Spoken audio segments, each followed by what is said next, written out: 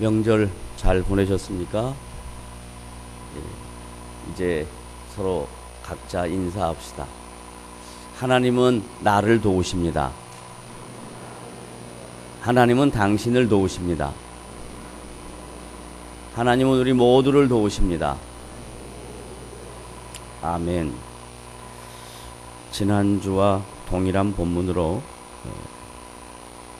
사도 바울이 로마 교회 성도들에게 권면한 권면의 말씀을 약 2000년이 지난 지금 우리에게도 동일하게 하나님의 권면의 말씀으로 받아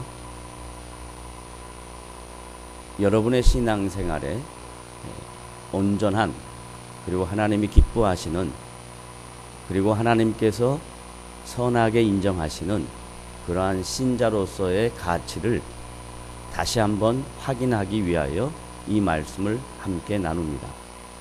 지난주에는 초점을 예수 그리스도가 산자와 죽은 자, 다른 말로 말하면 이 세상 모든 사람의 왕이시다, 주인이시다 라는 말씀, 그래서 소위 킹십 혹은 로드십에 대하여 말씀을 드렸습니다.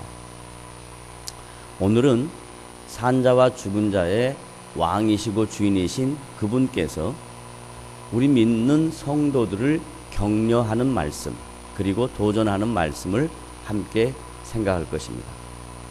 그것은 예수를 믿고 교회 다니면 갈등하는 문제 중에 가장 큰 문제가 내가 구원 받았냐 못 받았냐 하는 자신의 신앙의 정체성에 대하여 갈등합니다.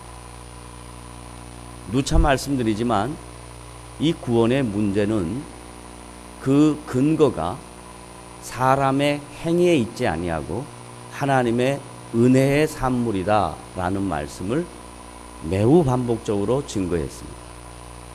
사람의 행위를 근거로 한다 라는 말을 조금 더 쉽게 풀어 설명하면 내가 착한 일 했냐, 좋은 일 했냐 하는 행위적 문제가 아니라 하나님께서 죄 많은 우리들에게 찾아오셔서 성령으로 성경에 계시된 하나님의 말씀을 믿게 하시고 하나님의 하나님 되심과 예수 그리스도의 주 되심과 성령이 우리와 함께 하심을 믿는 그 믿음의 근거로 우리가 구원받았다라는 것을 인정하는 것입니다.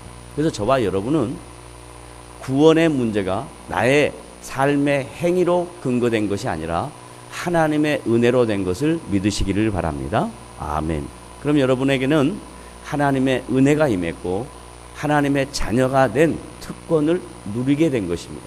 이것은 절대로 없어지지 아니하는 것이고 내가 어떻게 행동하느냐에 따라서 변질되는 것이 아닙니다. 한 번 얻은 구원은 영원한 것입니다. 따라하겠습니다. 한 번 얻은 구원은 영원한 것입니다. 왜냐하면 그 구원의 근거가 나로부터 출발한 것이 아니라 하나님께로부터 출발한 것이기 때문에 그렇습니다. 하나님은 변하지도 아니하시고 하나님은 움직이지도 아니하십니다. 그래서 그 하나님의 구원은 절대 불변의 근거를 갖고 있기 때문에 이제는 신앙생활하면서 내가 구원 받았냐 못 받았냐 하는 문제로 갈등하면 안 된다 하는 말씀을 드린 겁니다. 그러면 이제 구원 받은 성도가 이 땅에 살 때 어떻게 살아야 하는가? 신자에게 요구된 성도로서의 본분을 어떻게 이 세상 속에서 살면서 누리면서 살 것인가 하는 문제가 저와 여러분에게 남겨져 있습니다.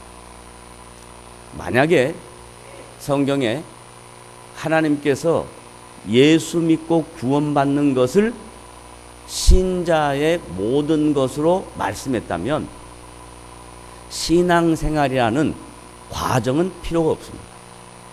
그런데 성경에 예수 믿고 구원받는 것은 하나의 부분이라면 그 부분을 완전하게 이룰 수 있는 과정, 신앙생활, 우리에게 주어진 삶, 주님을 닮아가는 성숙한 그리스도인, 하나님께서 요구하는 성도의 본분, 이것이 남아있다 이 말이죠. 그러면 이 성도로서의 본분을 잘 지키기 위해서는 무엇이 매우 중요한 근거가 되냐면, 모든 인생은 자기에게 주어진 삶을 살다가 생을 마감하는, 인생을 끝내는 개인적 종말이 있다는 것입니다. 이 개인적 종말에 예수 믿지 않는 사람에 대한 얘기는 지난주에 말씀을 드렸으니까, 예수 믿고 하나님의 자녀가 된 우리들에게는 이 개인적 종말로 끝나는 것이 아니라 주님의 심판대 앞에 선다는 것이 남아 있습니다. 하나님께서 예수 믿고 하나님의 자녀가 된 우리 모두의 인생을 하나님의 잣대로, 하나님께서 우리의 인생 속에 살았던 신자로서의 가치, 신자로서의 본분, 신자로서의 삶에 대하여 상급을 주신다라는 거예요. 벌의 개념이 아니라 상급의 개념인데, 이 상급도 차이가 난다라는 거예요. 이 상급의 차이를 보편적으로 사람들은 어떻게 상급을 이해하냐면, 내가 행한 일로 이 상급에 대하여 이해합니다. 그러나 성경에서 말하는 상급은 행한 일뿐만 아니라 행하는 일에 대한 동기에 대하여 설명합니다.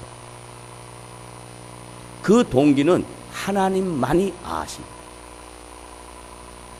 내가 아무리 선한 일을 했어도 그 선한 일을 하는 행위 안에 담겨져 있는 내 마음의 동기는 하나님이 아신다. 우리가 신앙생활하면서 많은 성도들이 다양한 모습으로 주님 앞에 헌신한다, 교회에 충성한다 하는 것 많이 했습니다. 그런데 하나님께서 심판대 앞에 선 모든 성도들에게 상급을 주실 때, 우리가 행한 행위대로만 하는 것이 아니라 그 행위 속에 근거한 동기, 마음의 작용, 우리가 어떤 마음으로 그 일을 했느냐에 따라서 하나님께서 우리에게 상급을 주신다라는 거예요. 왜냐하면 세상 사람들도 인생을 살다 보면 행한 대로 받는다라는 인과응보의 법칙이 있습니다. 그건 모든 종교의 기본 베이스입니다. 만약에 기독교도 인과응보에 대한 상급이라면 타 종교와 다를 바가 전혀 없습니다. 그런데 기독교에서 말하는 하나님의 심판대 앞에 받는 상급은 인과응보의 문제가 아니라 그 일을 행한 자의 마음의 내적 동기, 어떤 마음으로 했냐라는 거예요. 그 마음이 크게 두 가지로 나옵니다. 하나는 자기를 증명하기 위하여 하는 일, 두 번째는 하나님이 기뻐하시는 일을 위하여 하는 일, 이 두 가지로 크게 나눕니다. 자기를 증명하기 위해서 하는 일에는 분명히 갈등이 존재합니다. 어떤 갈등이 존재하냐면, 내가 이 일을 했을 때 상대방이 그 일에 대하여 어떻게 반응하느냐에 따라서 갈등이 생깁니다. 자기가 인정받는 사람이냐 인정받지 않는 사람이냐 라는 것 때문에 갈등이 또 생깁니다. 그러니까 신앙생활하는 성도들이 신자로서 하나님의 나라를 위하여 수고하고 헌신할 때 대부분 많은 일로 갈등하는 것이 뭐냐면, 상대방이 나를 어떻게 평가하느냐, 그리고 내가 얼마나 인정받느냐에 따라서 갈등이 시작돼요. 그리고 교회 생활을 오래 하면 오래 할수록 그 마음 안에 수많은 갈등이 있습니다. 그래서 그 수많은 갈등을 다른 말로 어떻게 표출하냐, 보통 믿는 사람들이 이렇게 표출합니다. 나는 어떠한 일을 하다가 시험 받았어, 이렇게 해요. 또 그 정도는 괜찮은데 좀 더 나가면 나는 이러한 일로 인해서 시험에 빠졌어, 이렇게 해요. 시험에 들었어, 이렇게 해요. 그런데 그건 시험에 빠지거나 들거나 시험 받는 것이 아니고 자기 스스로가 이 내적 동기가 자기로부터 출발한 것이기 때문에 그 일로 인하여 생긴 갈등의 문제인데, 이것을 갈등으로 이해하지 않고 교회 와서 흔히 쓰는 말 시험이라는 단어를 들었기 때문에 시험 받았다라고요. 그런데 신앙생활에 하나님은 우리를 훈련은 시키지만, 하나님이 우리를 단련을 시키지만, 하나님은 절대로 우리를 시험에 들게 하지 않습니다. 그래서 자꾸 어떻게 생각하냐면 자기의 내적 동기로 자기를 위하여 한 여러 가지 신앙의 행위들로 인하여 인정을 받지 못하거나 많은 사람들 앞에서 자기의 존재 가치가 낮아지면 거기에 꼭 반응하는 반응이 시험받았다. 따라하십시다. 하나님은 나에게 훈련은 시키지만 시험은 안 준다. 시험은 안 주지 않습니다. 그 시험에는 템프테이션이라고 하는 유혹이라는 것과 테스트라고 하는 훈련이라는 개념이 들어있습니다. 지금 제가 말하는 개념은 테스트입니다. 하나님 우리 테스트할 수 있어요. 트레이닝할 수 있어요. 훈련시킬 수 있어요. 그러나 하나님이 우리를 유혹에 빠지게 하지는 않는다라는 얘기예요. 근데 우리가 이해하고 있는 일반적인 시험에 들었다는 것은 내가 유혹에 빠졌다라는 이야기거든요. 그건 아주 잘못된 신앙의 가치입니다. 자, 그러면 내적 동기가 자기로부터 출발한 게 아니고 하나님의 영광을 위하여 하는 것이다. 나의 신앙생활의 모든 동기가 하나님의 영광을 위하여 하는 것이다 라고 할 때 이 말에 담겨져 있는 의미는 절대로 자기가 한 일로 인하여 갈등하지 않습니다. 자기가 한 일에 대하여 스스로 평가하지도 않습니다. 왜냐하면 하나님이 주신 은혜대로 한 일이기 때문에 그 은혜에 대한 결과이지 내가 열심을 내고 충성을 해서 한 일이 아니라는 것을 본인 스스로 알기 때문에 하나님의 영광을 위하여 하는 자에게는 신앙의 갈등이 없다라는 거예요. 다른 말로 바꾸면 하나님의 영광을 드러내지 않는 일로 할 때 갈등이 생기는 거고, 갈등이 생겼다라면 자기를 증명하기 위해 했다라고 생각하면 하나도 틀리지 않습니다. 따라하십시오. 하나님의 영광을 위하여 하는 자는 갈등한다. 갈등하지 않아. 지금 바울이 그 이야기를 하는 거예요.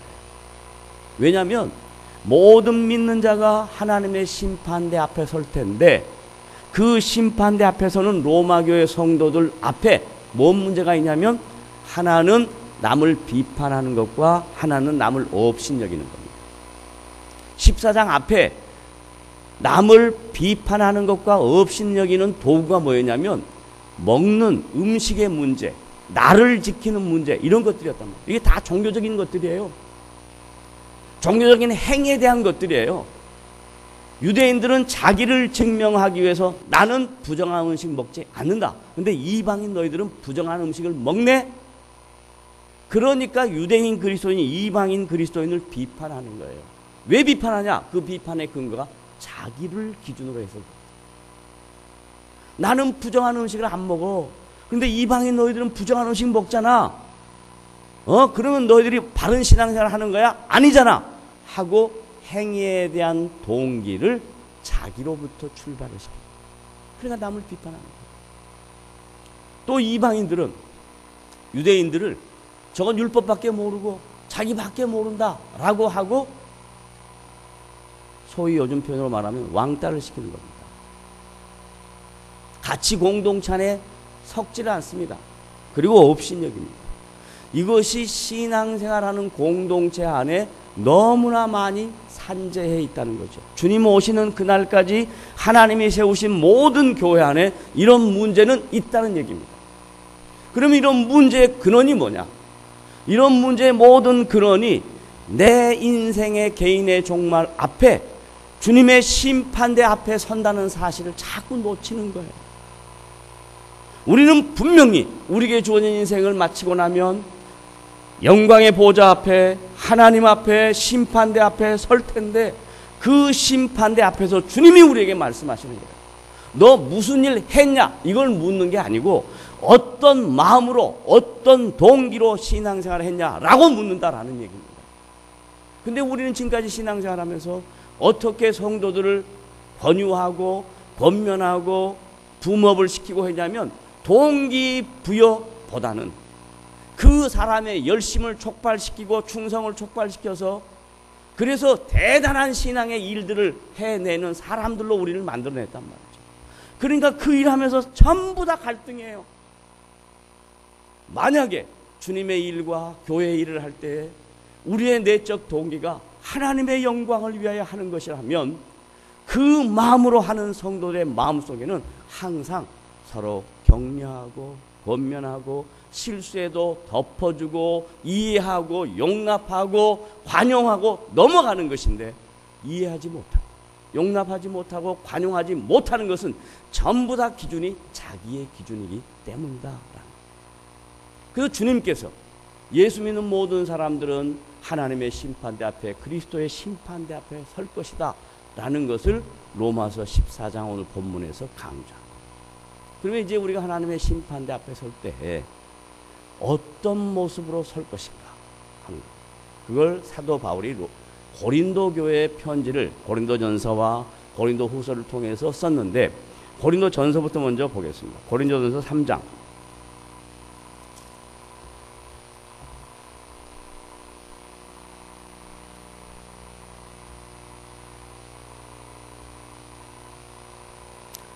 12절부터 읽을 텐데 먼저 앞에 있는 내용을 간단하게 제가 요약합니다. 고린도전서 3장에는 바울이 고린도 교회 안에 있는 갈등의 문제를 터치를 합니다. 고린도 교회 안에 있는 갈등의 문제는 너무나 많은데 그 중에 오늘 3장에서는 신앙의 단계가 있다라는 얘기를 쓰는 겁니다. 신앙생활하면 예수 믿고 하나님의 자녀가 된 모든 성도들이 신앙의 행태 안에, 자기의 삶의 모습 안에 다양한 신앙의 단계가 묻어져 있습니다. 그런데 그 다양한 신앙의 단계를 가장 간추려서 크게 몇 단계로 나누는데, 가장 어린 단계, 예수 믿고 구원받고 하나님의 자녀가 된 단계를 영아, 유아의 단계로 얘기합니다. 그래서 오늘 본문에서는 뭐라고 이야기하냐면 젖먹는 단계라고 이야기해요. 3장 2절에. 그 다음에 이 젖먹는 단계를 지나고 나면, 아이가 젖을 떼고 나면 밥을 먹듯이 밥 먹는 단계가 있습니다. 이 밥 먹는 단계는 조금 더 신앙이 성숙한 사람입니다. 그러면 젖먹는 사람의 신앙의 단계와 밥 먹는 사람의 신앙의 단계가 다 있는데, 이 신앙의 단계 안에서 어떤 갈등을 하냐면, 젖 먹는 사람은 그 젖을 주는 사람의 품을 그립니다. 예를 들면 자기 엄마가 아이에게 젖을 주면 그 아이는 엄마인 줄 알고 젖을 먹는 게 아니라 나에게 젖을 주는 사람으로 알고 젖을 먹습니다. 근데 엄마가 젖이 안 나와요. 저 같은 사람이에요. 우리 어머니는 저를 낳고 젖이 안 나왔대요. 그래서 제가 온 동네 아주버니들 젖을 다 먹었다는 거 아닙니까? 그러니까 저는 젖을 먹을 때 젖을 주는 사람이 우리 어머니라고 알고 먹는 게 아니라 나에게 먹을 것을 공급해 주는 사람이라고 알고 먹는 거예요. 그것처럼 고린도 교회 안에도 영적 지도자들이 있었는데, 그 당시 영적 지도자들이 크게 바울, 아볼로, 베드로, 야고보 이런 사람들이 있어요. 그러니까 젖먹는 단계에 있었던 신자, 초신자들이 자기에게 은혜를 끼친 사람, 자기를 그리스도께로 인도한 사람에게 초점이 맞춰집니다. 그래서 나는 아볼로를 좋아한다. 나는 바울을 좋아한다. 나는 게바를 좋아한다. 이렇게 나누는 겁니다. 예를 들면 교회 안에도 다양한 은사에 따라서 사역자들이 있을 수 있어요. 그러면 그 사역자들이 자기에게 조금이라도 유익을 끼쳤다라고 생각하면 사람인지라 거기에 마음이 쏠리게 돼 있어요. 그것은 마음과 마음의 나눔이지, 거기에 복종하고 거기에 맹종하고 그 사람만이 내 신앙의 지도자다 이러면 틀린 거예요. 근데 고린도 교회 안에 그런 갈등이 생겼어요. 바울에게 영향을 받은 사람, 나는 바울만 보는 거예요. 게바라고 하는 베드로에게 영향을 받은 사람은 게바만 쫓는 거예요. 아볼로에게 영향을 받은 사람은 아볼로만 쫓는 거예요. 그러니까 교회 안에서 서로 분쟁이 생기는 겁니다. 그래서 바울이 고린도 교회에 편지하기를 이렇게 편지합니다. 다 같이 읽어봅시다. 5절 다 같이 읽어봅시다. 시작. 그런즉 아볼로는 무엇이며 바울은 무엇이냐? 그들이 누구죠? 아볼로, 바울, 게바. 그들은 다 같이 시작. 주께서 각각 주신 대로 너희로 하여금 믿게 한 뭐? 사역자들이다. 사역자, 다른 말로 하면 종들이다. 그런데 종들이 주인 노릇하고 있다. 이게 말이 되냐? 왜 그렇게 됐냐? 다른 말로 말하면 믿는 고린도 교회 성도들이 자기를 믿게 한 사역자들이 주님의 종이라고 알아야 되는데 주님의 종이라고 생각하지 않고 그들이 주인이라고 생각한 거예요. 예수를 믿고 신앙생활하는 모든 사람은, 모든 성도는 다양한 사람을 통해서 신앙의 영향력을 받지만 그 영향력을 끼치는 사람이 주인이 아니고 그 사람을 세우신 하나님이 주인이신 것을 믿으시기를 바랍니다. 그래서 사람은 있다가 없어지는 거예요. 어떤 훌륭한 사역자도 수백 년 동안 사역할 수 있는 사람은 이 세상에 한 사람도 없어요. 오직 하나님만이, 교회의 주인이신 예수 그리스도만이 모든 믿는 성도들의 인생 속에 주인이 되셔서 그 주인 되신 그리스도께서 세우신 사역자들, 종들을 통해서 시대마다 하나님이 필요한 시대에 사람들을 세워서 그들로 하여금 예수를 증거하고 그리고 그들이 예수를 믿고 주님 앞에 나와 신앙생활하게 하는 도구들에 불과하다. 근데 이 정리가 안 되는 거예요. 왜 정리가 안 되냐? 인간이란 본래 자기를 인정하고 자기를 세워주는 사람을 좋아하게 돼 있어요. 그러니까 자기를 세워주고 좋아하는 사람을 따르다 보니까 거기에 맹종하게 되는 거예요. 사람과 사람의 만남으로 교회가 끝나는 거예요. 교회는 하나님이 세우신 사역자들을 통해서 다양한 각각 주신 은사대로 모든 성도들에게 영향을 공급해서 영향을 받은 성도들이 주님을 알고 주님을 높이는 일이 교회인 것을 믿으시기를 바랍니다. 이것을 지금 바울이 초대교회, 고린도 교회와 로마 교회에게 가르쳐줍니다. 그 다음 6절 다 같이 읽어보세요. 시작. 나는 심었고 아볼로는 물을 주었다. 역할이 뭐다? 다르다. 나는 누구예요? 바울은 뭐였어요? 심었어요. 그러니까 다른 말로 말하면 바울은 모든 믿는 사람들에게 신앙의 발화가 될 수 있도록 동기부여를 하세요. 그런데 이 동기부여를 하고 난 다음에 또 누구? 아볼로는 뭐 했다고요? 물을 줬다. 계속 공급했다. 바울은 여러 지역에 다니면서 선교했습니다. 선교사가 오랫동안 한 지역에 머무를 수가 없습니다. 에베소 지역에는 오래 머물러 있었지만 나머지 지역에는 다 잠깐 왔다가 들려서 복음 전하고 가고 잠깐 들려서 복음 전하고 가고 그랬습니다. 그러니까 바울은 심었어요. 근데 아볼로는 거기에 정착해서 뭐 했어요? 계속해서 양육했어요. 물을 줬어요. 서로 다른 겁니다. 서로 다른 겁니다. 제가 종종 본교회가 아닌 다른 교회 가서 말씀을 전하면 성도들의 반응이 다른 교회 사역자가 와서 말씀을 전하면 신선하게 느껴집니다. 그럼 막 이렇게 반응을 합니다. 그러면 그 목회자가 그 반응을 보고 야, 내가 대단한 사람이야 이러면 바보입니다. 왜 바보인 줄 아세요? 매일 똑같은 밥을 집에서 먹으면 집밥이 좋아요, 안 좋아요? 요즘 집밥이 좋으니까 집밥이라는 프로도 있지만 집밥이 좋은데도 불구하고 집밥이 좋은지를 몰라요. 그리고 밖에 나가서 뭐 하는 걸 좋아해요? 외식하는 거. 외식하는 게 좋아서가 아니라 밥하는 게 싫어서 그렇고 편하니까 좋은 거예요. 따라하세요. 외식은 외식일 뿐이다. 집밥이 좋은 거예요. 그런데 그냥 한 번 들으면 반짝하거든요. 아, 목사님 은혜 받았습니다. 뭐 전화번호가. 웃기는 소리 하지 마라. 그런 거 없어요. 그런 거 없어요. 하나님이 맡겨주신 하나님의 목양지에 아볼로처럼 계속 물을 주는데 얼마나 힘든 줄 아세요? 물을 주는데 이 밭이 물을 안 받아 처먹으려고 그래요. 그러면 이제 아볼로가 물을 붓다가 에이 오늘 주지 말자. 그러면 서로 망하는 거예요. 서로 망하는 거예요. 생각해 보세요. 물 받는 쪽에서 물을 받으려고 할 때 그 물이 스며드는 것이지 계속 물만 주면 넘어가요 안 넘어가요? 정신을 바짝 차리세요. 받으려고 하는 자세. 그럴 때 이 말씀이 들어가고 그 들어간 말씀이 인격을 변화시키고 사람을 변화시키고 하나님이 행하시는 놀라운 능력이 말씀을 받는 성도에게서 임할 줄로 믿으시기를 바랍니다.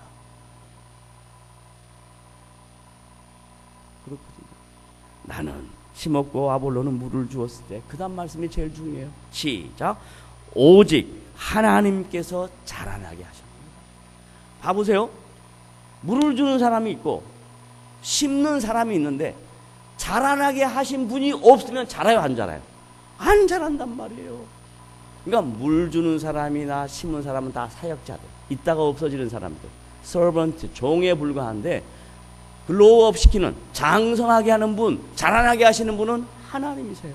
그러니까 하나님의 영광을 위하여 신앙생활하라고 가르쳐야 여러분이 하나님의 영광을 알아야 여러분의 신앙이 자라게 되어 있다 이 말이에요.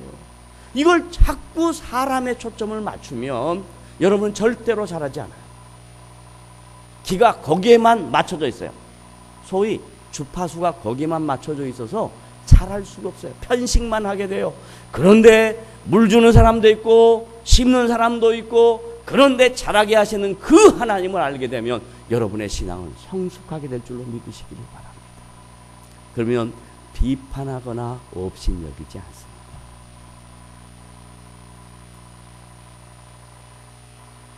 비판하거나 업신여기지 않습니다.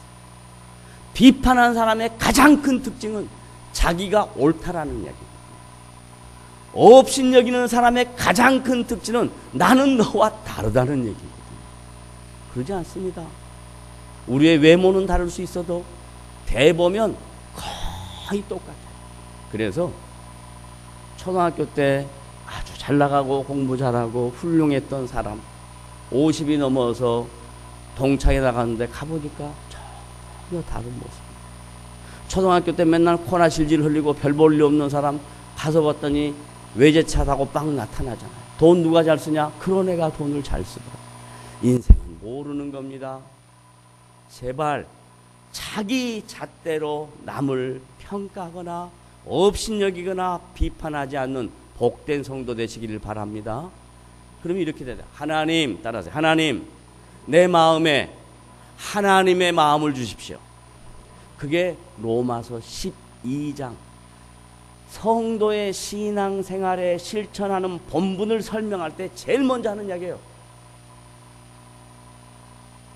사랑하는 자들아, 하나님의 모든 자비하심으로 너희를 권하노니 이 세대를 본받지 말고 변화를 받아, 마음의 변화를 받아 하나님의 선하시고 기뻐하시고 온전하신 뜻이 무엇인지 분별하는 게 신앙생활이에요. 신앙생활은 하나님의 기뻐하시는 일이 뭔가를 생각하는 겁니다. 신앙생활은 하나님이 선하게 원하시는 일이 무엇인가를 생각하는 게 신앙생활입니다. 신앙생활은 자기 만족이 아니고 자기 평안이 아니고 자기 꿈을 이루는 꿈의 수단이 아니고 신앙생활은 하나님의 뜻이 무엇인지를 확인하는 게 신앙생활인 줄 믿으시기를 바랍니다. 이렇게 되면 이제 그 다음 말씀 심는 이와 물 주는 이는 한 가지이나 각각 자기가 일한 대로 자기의 상을 받으리라. 그러니까 그 하나님이 주시는 그 상급은 각각 자기의 일한 대로 할 때 우리 한글 성경으로 보면 일한 행위로 느껴지는데 일할 때 갖는 마음의 자세요. 바울을 쫓는 거나 아볼로를 쫓는 거나 게바를 쫓는 그런 마음으로 가면 그건 일은 사람을 보고 하는 거예요. 일의 동기가 뭐냐? 하나님의 영광을 위하여, 하나님의 선하시고 기뻐하시고 온전한 뜻을 이루기 위하여 일할 때 하나님이 그 동기를 보시고 그에게 하나님이 준비하시는 영광스러운 상급이 저와 여러분의 개인의 종말 주님 앞에 섰을 때, 하나님의 심판대 앞에 섰을 때 큰 상급을 받는 복된 성도들이 되시기를 주님의 이름으로 부탁을 드립니다. 저는 이런 사람이 되고 싶습니다.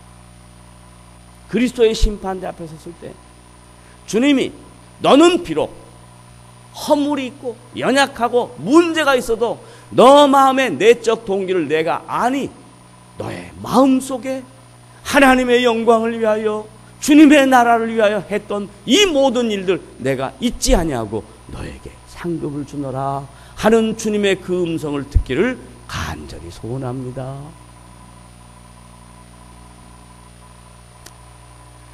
우리는 하나님의 동역자들이요 너희는 하나님의 밭이요 하나님의 집이라 이렇게 얘기하고 난 다음에 쭉 넘어가서 12절 다 같이 읽습니다. 시작. 만일 누구든지 금이나 은이나 보석이나 나무나 풀이나 지프로, 자 이게 6가지가 나왔어요. 몇 가지?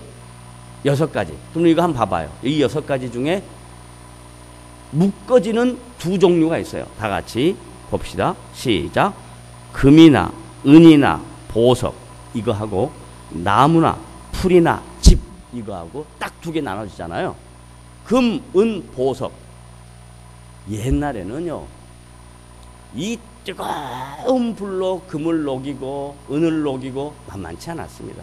그래서 금, 은, 보석을 얘기할 때는 어떤 불로 해도 너가 한 마음의 동기 절대로 없어지지 않냐는 상급을 얘기하는 거고, 나무 그 다음에 또 뭐예요? 풀, 집 어떻게 해요? 불만 되면 어떻게 돼요?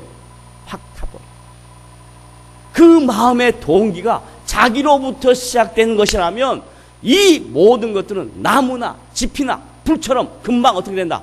없어지고 만다. 다른 말로 말하면 하나님이 기억하지 아니하신다.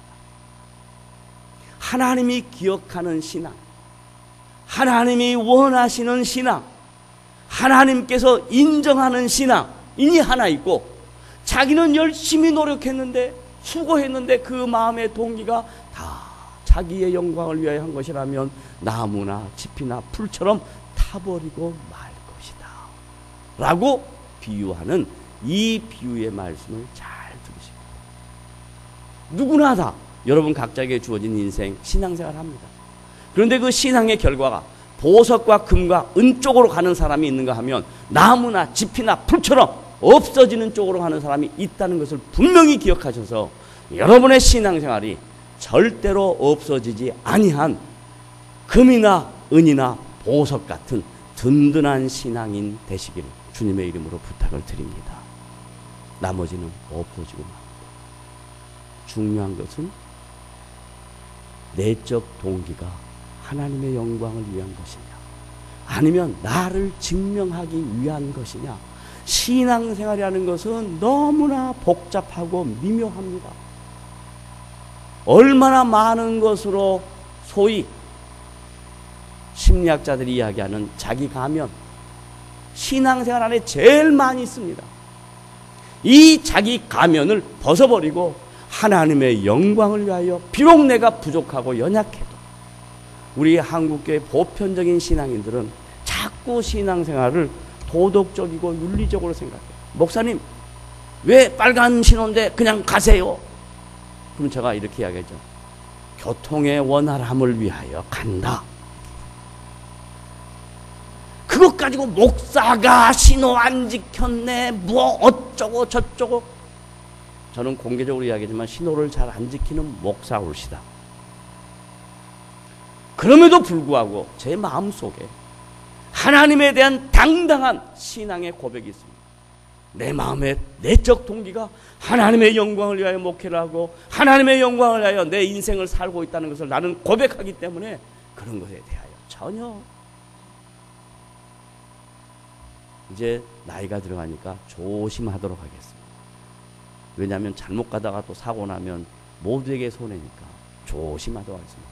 그러나 그런 걸 가지고 근거를 삼아서 사람을 평가하거나 업신여기거나 비판하지 말란 말이에요. 그게 바로 비판의 거리란 말이에요. 비판의 거리. 우리는 비판하지 않고 용납하는 겁니다. 하나만 말씀합니다. 창세기 50장에 가면 인생을 살면서 젊은 시절에 가장 고달픈 인생을 살았던 사람, 요셉이라는 사람이 있습니다. 어릴 때부터 부모의 일방적인 애정과 부모의 일방적인 관심 아래 다른 형제들에게 질시를 받습니다. 자기의 문제 아니고 부모의 문제입니다. 그런데 이 요셉이 특별한 자기의 잘못 없이 형들에 의해서 미디안 상인에게 팔려갑니다. 그것은 형들이 동생을 미워해서 미디안 상인에게 팔았다 하는 것은 창세기까지 얘기입니다. 성경 전체로 보면 예수 그리스도의 십자가의 죽으심을 예표하는 그림입니다. 그 다음 요셉이 팔려가서 말도 안 되는 상황에 처합니다. 예수님이 이 세상에 오셔서 하나님의 아들로 살 때 세상에 많은 사람이 그를 조롱하고 조소하고 핍박하고 경멸하고 침뱉고 했습니다. 요셉 그런 고통을 당합니다. 그 고통은 오실 예수 그리스도의 하나님의 아들로서의 공생의 삶에 대한 예표의 그림자. 그 다음 그가 꿈을 꿉니다. 그 꿈 때문에 어려움을 당합니다. 그런데 결국 하나님이 요셉을 애굽의 총리로 세우셨어요. 예수님이 하나님의 아들이라고 하는 말씀 때문에 그가 십자가에 죽습니다. 십자가에 죽으신 예수님은 애굽의 총리가 되는 것이 아니라 이 온 우주 만물의 왕으로 다시 오실 주님으로 예수님은 서십니다. 그 요셉의 사건을 성경은 모세가 창세기 50장 21절에 하나님께서 이 모든 것을 선하게 바꾸사 너희들은 나를 해하려고 했지만 나를 없애려고 했지만 하나님이 이 모든 것을 선하게 바꾸사 하나님의 구원을 이루셨다라고 말씀합니다. 우리가 신자로 살아갈 때 말도 안 되는 예기치 않은 일들을 당하게 됩니다. 그런데 하나님은 그 어려운 일 가운데 당신의 거룩한 뜻을 두고 계셔서 시간이 되면 그것을 바꾸어서 선하게 우리의 인생을 인도하실 줄로 믿으시기를 바랍니다. 왜냐하면 우리가 하나님의 사람이기 때문에 그렇습니다. 저와 여러분이 오늘 고백해야 할 것은 내가 하나님의 사람인 것을 다시 한번 고백하는 겁니다. 따라합시다. 나는 예수 그리스도 안에서 요렇게 하세요. 내가 왜 이렇게 하겠어요? 따라하세요. 나는 예수 그리스도 안에서 하나님의 사람입니다. 기도하겠습니다. 하나님 아버지, 우리를